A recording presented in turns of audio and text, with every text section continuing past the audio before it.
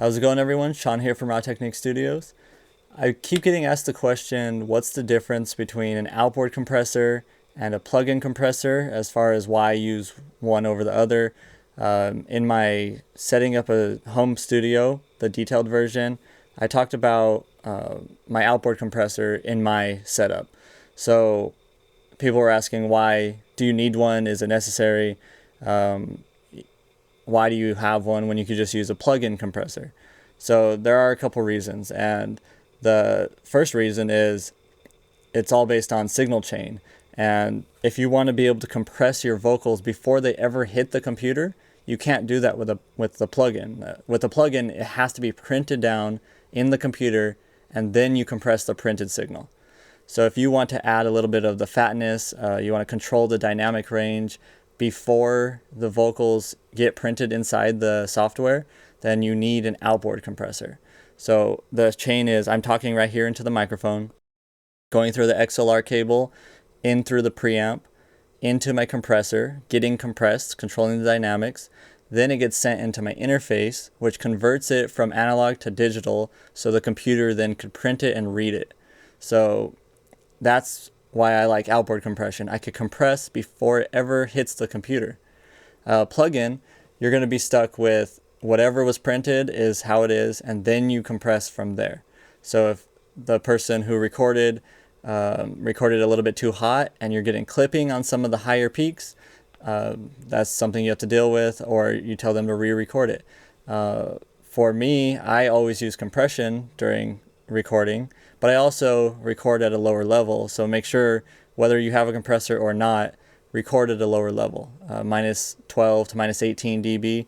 And to check that, I'm going to arm a track. Right here, volume, I'm holding down the command, click over its delay, click over its peak, and now you can see I'm peaking at minus 13. So you want to record it between minus 12 and minus 18. That way, if they get louder, like say I raise my voice a little bit, check, check, like that, I'm peaking now at minus 10.8. And that makes it to where I don't have to run into any issues with clipping, whether you're using a compressor or not. So make sure you have that part down first, set your levels, and then you can worry about the compression part. So is it necessary to use an outboard compressor? It's not necessary. It is optional. If you want to be able to control the dynamics beforehand, then that's the way you do it, is an outboard compressor. And can you still get a good recording without it? Absolutely, you can. Just make sure you're recording at the right levels, and then you compress when it comes in. So you could use a plug-in compressor to get a similar sound. The one thing you'll be missing out on is hardware, or an outboard compressor will have a character to it. It has an analog sound to it. Now I'm using a cheaper one, the ART Pro VLA 2. This one is not very expensive. Like the stock tubes in it aren't the greatest or anything, but I do like the ability to compress, and it does sound good. It sounds a little bit fatter, and it adds a little bit of sound to it. But the more expensive the compressor, obviously the more color, the more sound it's going to add, if that's the way you're going, because this one is a tube compressor. It's supposed to add some warmth to the signal, but it's up to you guys whether you want to use one or not. It's not needed.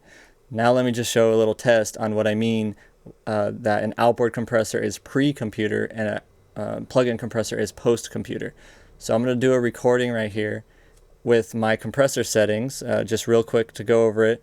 You can see my threshold is about minus 6 or so. I'm setting this so I could get a couple decibels of gain reduction over here. As I'm talking, you see I'm averaging about minus 2, but every now and then if I go louder, you can see it goes up into check, check, minus 6 right there. So that's what I'm doing. I'm averaging around minus 2 to minus 6. So on my master level, which is my output level, it's going to be plus 5 to average in there. I'm putting that gain back in. Now my ratio, I'm doing 4.1 or 4 to 1 ratio. And I like that for rap vocals. Some people do less, 2 to 1 or 3 to 1. I like 4 to 1. With my release, it's 0.55 or so, right around there.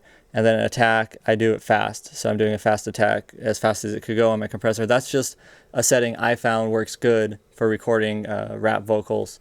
So you could play with those settings if you have this compressor. But that's how it's set up. So now let's show you what it's like when it's printed in here using the compressor.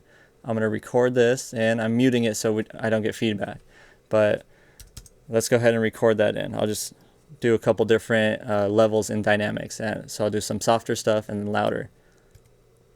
Check 1 2 check check check 1 2 check check check 1 2 check check check 1 2 check.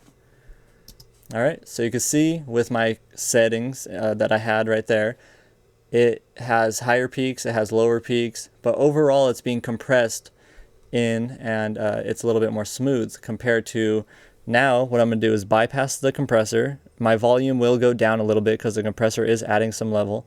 So I'm going to bypass it. And now that the compressor is bypassed, it's still running through it, but none of these settings are being applied. So this compression right here that you're seeing, that's not being applied. That's just what the compressor sees, but it's not being sent out into the computer. So here we go. Again, with no compression on it. Check 1 2 check check check 1 2 check 1 2 check check check check 1 2 check. So now you can see with no compression, it's a big difference. You have your big peaks just like before, but your low levels are really low compared to before. Now let's give a listen right here to the compressed signal. Check 1 2 check check check 1 2 check. Notice how it sounds a lot smoother.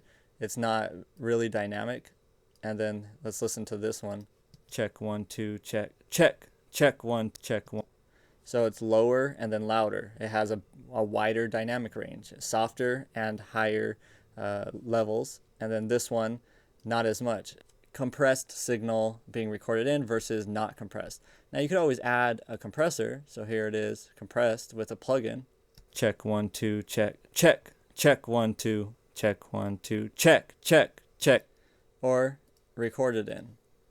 Check 1 2 check check check 1 2 check check check 1 2 check. Okay, so it's pretty much doing the same thing. It's just controlling it before or after it's been printed to the computer. That's the big difference, is pre-computer and some hardware gear, analog gear, versus not. So flip my compressor back on here, and that's about it. Those are the two differences. So I'm going to have a link to a video on how to set up a compressor, an outboard compressor. If you want to see that, I have a video already on YouTube. Here's the link for it. Just go ahead and click it.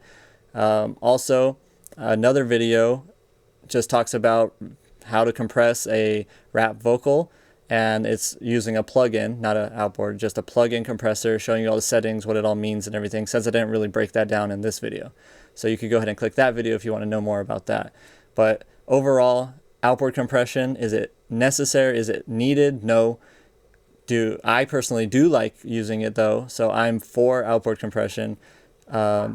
If you're somebody who doesn't want to commit to compression, then don't use an outboard compressor, because once you print it, you're stuck with it. There's no going back once you use an outboard compressor.